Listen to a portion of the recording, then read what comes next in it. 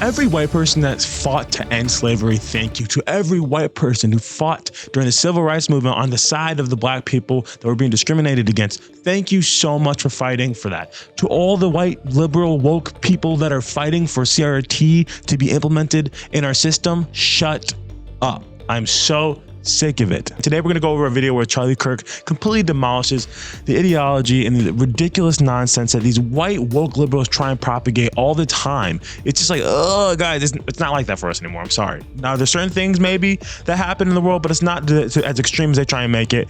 But before we get into that, I want to remind you guys to subscribe to Resist the Mainstream because it ensures that YouTube you are enjoying our videos, and in turn they will continually show up in your feed and they'll push it out to more people. I'm Titus. Let's get into this video. Sorry, I had to see if I could hold it, but I guess not. Hands free. But hey, good to meet you.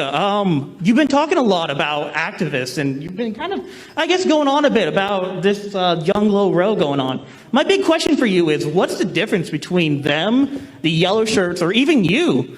You talk so much about how they're wrong, how their activists are going against you.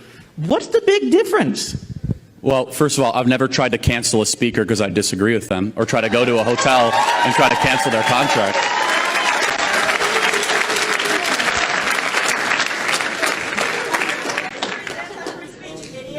What?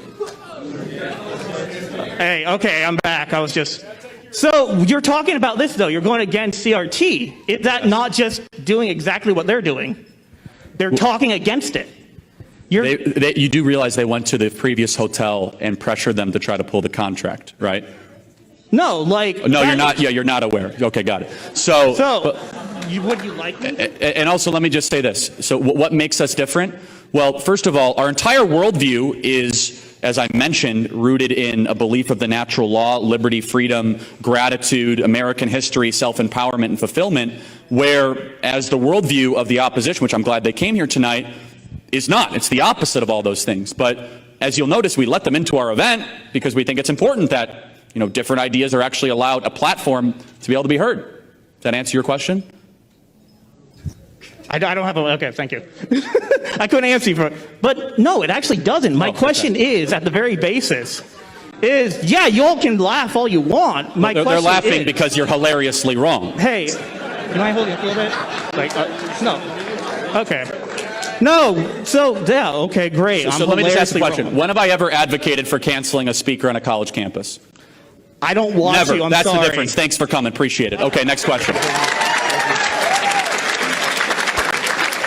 I know I've said this many times, but I can never confidently walk up to somebody when I don't know what I'm talking about. And especially someone who's notoriously known for completely roasting people that come at him with wrong evidence, not even evidence, just wrong talking points that have been communicated to them through their school, their college, their professors, whatever.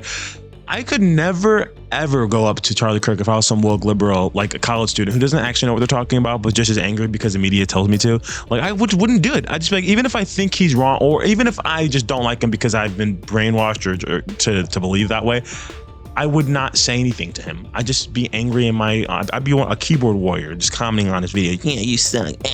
You're probably gay, because they always use that one. They always use that. It's weird. Like, they support the LGBT community, but then they want to sit there and use it as an insult.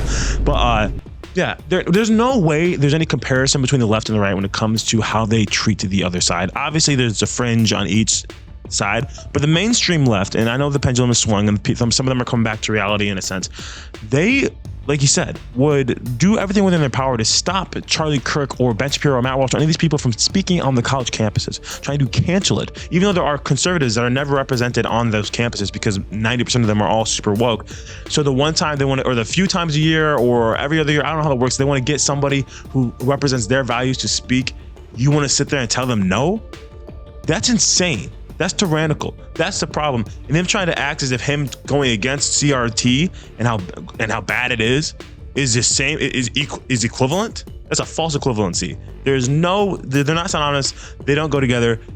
If you are trying to stop a speaker from coming to your campus, as opposed to someone just that same speaker just saying their values, what they believe, with a bunch of people that already align those ways because the conservative group or community invited them. How is that the same thing as what liberals do when they straight up can't or will go out of their way to try and stop Charlie Kirk? I'm talking bad again. Okay. And if that was confusing for you to understand, I'm saying Charlie Kirk is invited to come to this event and speak. These liberals, these woke college kids, are doing everything in their power to stop him from coming. That's insane.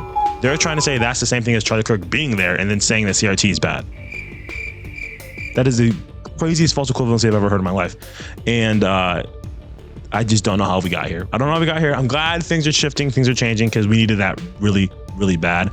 We're going to play another clip here with Charlie Kirk talking to a girl who the last thing she says, you're going to be shook at, because I think he did a good job here. I mean, I think he usually does a good job, but this just shows how wokeism is just really, really ruined the college campuses. So let's check it out. Hey, I'm hoping that you could explain, without using a single buzzword or a conservative talking point, what CRT is. So you want to go back to Herbert Marcuse, the Frankfurt School, Michel Foucault, Jacques Derrida, I want you to answer man? my question. No, I'm just asking you, how far back do you want me to go? I want you to explain what CRT is. What CRT is comes out of critical theory, which came out of the Frankfurt School, which is a belief that there are systems that exist both institutionally and systemically, and that through critical theory, which also has critical law theory, through the kind of the changing of how we view society must be through a racial lens and not through a economic lens or through a legal lens.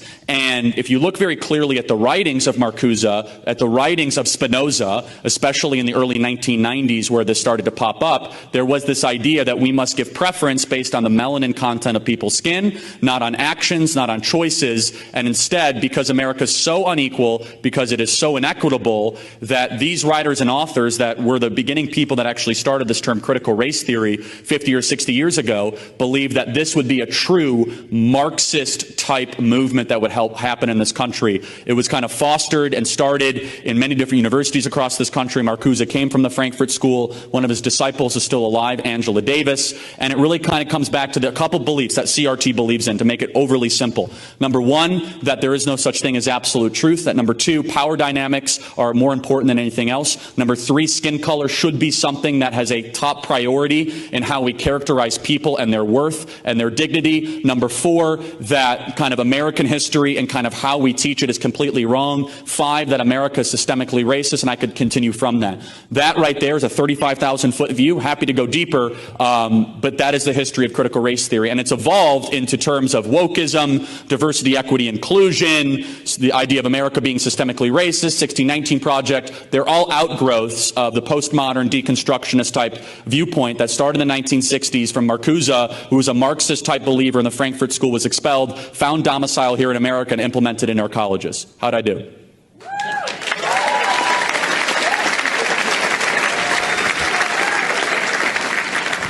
I do appreciate that response. Thank you. You did use the word wokeism, which is a conservative buzzword, unfortunately. I'm going to take my seat. Thank you. How about this? How about this? Garbage. Oh my gosh. After all that, gave her this amazing explanation, completely debunking. It's ridiculous. He gives her this very clear definition of what CRT is, what it does, what it's trying to propagate, the danger that it would cause. And she goes, that's, I appreciate that answer, but you did say wokeism, so mic drop, I won. Ew, excuse you? What? Just take the L. Take the L, man. And it's so funny. It's rich coming from the left to say, don't use any conservative talking points, which is weird. Of course I have to use a talking point if that's where the evidence lies. But or buzzwords. We don't use buzzwords. You use buzzwords. Homophobe, transphobe, xenophobe, misogynist, bigot, and there's 50 other ones. Anything that you can possibly think of to ascribe to someone else, racist, obviously. It's like, you guys just call everyone. Those are the buzzwords. They have no meaning to them anymore, because it's all you guys do is just tell anyone you disagree with me. You're one of those names. So it's very interesting hearing that come from someone on the left. Don't use any buzzwords. These college campuses, man, they need a revival.